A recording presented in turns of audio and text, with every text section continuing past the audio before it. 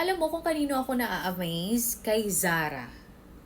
Look at Zara. As in, sobra niyang galing makipag-co-parenting kay Simon. Ewan ko nga dito kay Simon eh. Pinabayaan pa yung ganyang babae. Napakasimple, napakaganda, at syempre, di ba napakaalagang ina.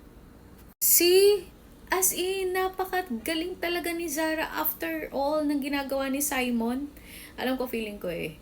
Talagang maintindihin kapag ganito ang age gap. As in reality, kahit ako gusto ko talaga ng mas matanda sa akin ang age gap. Kasi, alam mo, mas iintindihin ka kung ano man yung mga flows mo.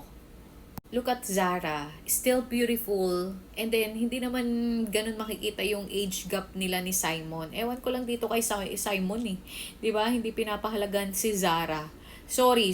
I know I'm not judging, pero alam niyo yon, mas okay sana kung nag-stay si Simon kay Sarah. Yun lang.